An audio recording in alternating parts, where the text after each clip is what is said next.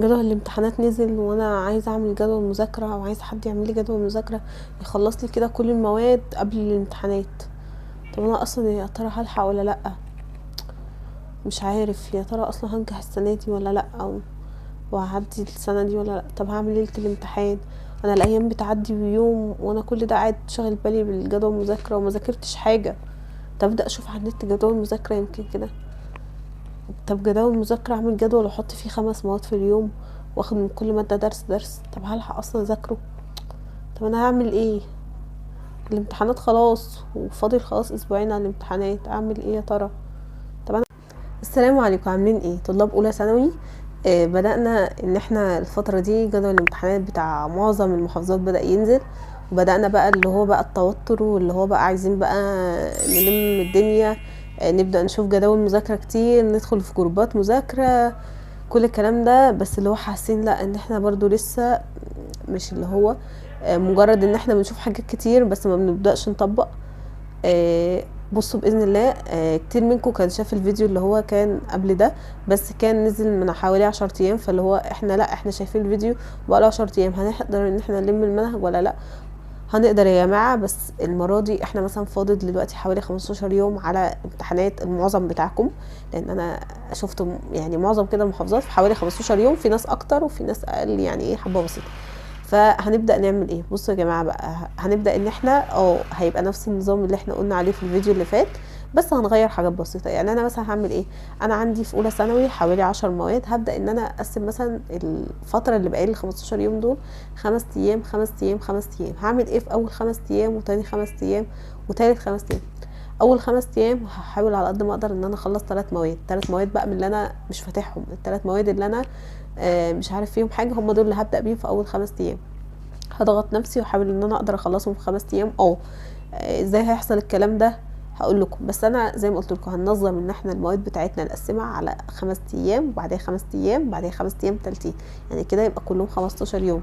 لان انا خلاص زي ما انتم بتقولوا مثلا جدول الامتحانات نزل بتاعكم وفاضل كذا، فانت بقى لو مثلا فاضل اكتر من 15 يوم، خليها مثلا 6 ايام و6 ايام و6 ايام، فاضل اكتر هكذا. يعني انت كل واحد على حسب الفاضل. بس انا مثلا رينج عندي كله ان مثلا الاكتريه فاضل لها 15 يوم، فعشان كده انا عامله ايه النظام ده. اول 5 ايام هبدا اخد فيهم 3 مواد زي ما قلت لكم اللي انا حاسس ان انا ضايع فيهم خالص. الخمس ايام اللي بعديهم 3 مواد من اللي انا نص نص فيهم. الخمس ايام الاخرانيين للمواد اللي انا كويس فيها. تمام. طب انا ضايع في كله، يبقى هتقسم المواد على 5 ايام نفس النظام كده. هبدا ان انا اعمل الكلام ده ازاي او انفذ الكلام ده ازاي؟ ابدأ من وقت ما تشوف الفيديو، ما تكسلش وتبدأ لا تقول بكرة انا لسه اما اروق المكتب، لسه اما اعمل جدول، لسه مش عارفة ايه. لا، الكلام ده مش هينفع. ابدأ على طول. تمام. هنبدأ واحدة واحدة، نحاول على قد ما نقدر زي ما قلت لكم قبل كده نصحى بدري عشان اليوم كده يبقى معانا عدد ساعات كبيرة اكتر، مش مجرد ان انا بصحى متأخر من الظهر وابدأ يومي. طب ما انا كده النهار اصلا بيبقى قصير، طب ما انا كده هضيع عليا اليوم، وعندي مثلا دروس وبنزل دروس وكده هضيع عليا اليوم. طب معلش الفترة دي نضغط على نفسنا شوية ونبدأ ان احنا نصحى بدري. هل ربنا هيساويني باللي كان بيذاكر من اول السنة وهجيب مثلا درجات كويسة زيه؟ مش موضوع كده، موضوع ان انت هتتعب في الفتره دي فربنا هيكرمك اكيد. وموضوع هنلحق ولا مش هنلحق، هنلحق. بس المهم زي ما قلت لكم ان احنا نبدا. هبدا ان انا على قد ما اقدر ان انا اقلل السوشيال ميديا، ما افتحهاش، ملهاش لازمه دلوقتي. صحابي بقى والكلام مع صحابي ملوش لازمه برضو دلوقتي والله. احسن ان انا اركز في مذاكرتي، وبعد كده السوشيال ميديا تبقى موجوده في الاجازه، صحابي موجودين في الاجازه وكل حاجه عادي. خلصت المواد بتاعتي في اول 5 ايام، ذاكرت كده الايه الحاجات اللي انا شايفاها مهمه. بدأت كده ان انا طبقت عليهم كده بسيط. يعني ايه؟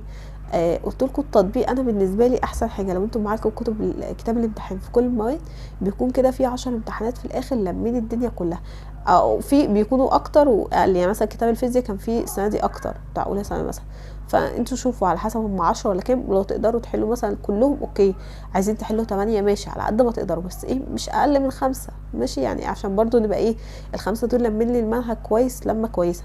طب الفيديو يعني انا الامتحانات دي هحلها استفاد ايه؟ ما انت ذاكرت، ابدا طبق. هتلاقي نفسك ما بتعرفش تحل كله وعندك غلطات كتير، مش مشكله. هتلاقي فيديوهات على اليوتيوب ناس بتحل واحده واحده في الامتحانات دي، والسؤال ده ليه اجابته كده وكل الكلام ده. فانا ما اوقفش نفسي عند حاجه.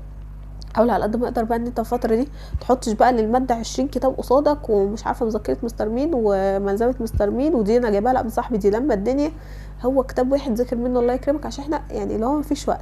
فانا مش هقعد بقى احط الكتب قصادي وفي الاخر هتلاقي نفسك ما ولا ذاكرت من ده ولا ذاكرت من ده، وغير كده هتشتت نفسك، اللي هو هتلاقي ده كاتب مثلا المعلومه بطريقه تانية وانت مش عارف ان هي نفس المعلومه بس مكتوبه بطريقه تانية. المنهج واحد، والله المنهج واحد في كل الكتب واحده، فانت حدد حاجه واحده هتذاكر منها وحاجه واحده هتحل منها، مش اكتر من كده. عشان زي ما قلت لكم ان احنا عندنا الوقت زي ما قلتوا مثلا ايه محدود شويه، فانا احاول على قد ما اقدر ان انا استغل الوقت ده بذكاء. لو انت عملت الكلام اللي انا بقولك عليه ده هتلحق، وهتلحق قوي كمان، وهتبدا كده تبقى داخل الامتحان مستريح. فزي ما قلت لكم احنا كده في ال5 ايام بتاع اللي واخدين فيهم 3 مواد الاولين ذاكرناهم كويس. مجرد ان انا كده ببص على المحتوى ببدا ان انا اشوف المهم اذاكره واحفظه. بعديها ببدا ان انا احل عليه. موضوع الحفظ مبقاش عندكم حفظ كتير في المناهج، لان النظام الجديد بقى كويس في كده ان انت ما عندكش حفظ كتير، فمجرد ان انت بتشوف ايه الحاجات المهمه، القوانين المهمه، مش عارفه ايه كل الكلام ده، القاعده ايه بالظبط وبتفهمها وخلاص. تبدا ان انت بعد كده تطبق زي ما قلت لك. انا ليه ماشيه بنظام 3 مواد 3 مواد وهكذا، يعني بمشي مواد مع بعض. ليه ما بحطلكش جدول بقى اللي هو ايه، بشوف على الفيس بقى عاملين جدول حاطين ال6 مواد في يوم واحد، وكل يوم من دي درس ومن دي درس ومن دي درس.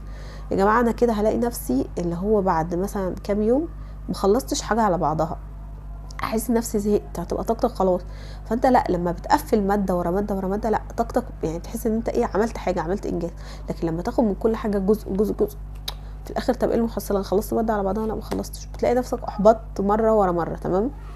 فعشان كده انا ما بحبش موضوع ان احنا نقعد ناخد من كل ماده جزء، لا انا اخلص المواد في ال5 ايام، اخلص 3 مواد، وال5 ايام اللي بعدهم هكذا. انتوا تقريبا عندكم 10 مواد، فحاولوا تقسموهم على يعني على كل 5 ايام ازاي بقى، على حسب بقى انتوا ايه اللي ضايع فيه اكتر، ايه اللي نص نص، ايه اللي كويس. اللي كويس هتخليه للاخر، اللي ضايع فيه قوي هو ده اللي هتبدا فيه.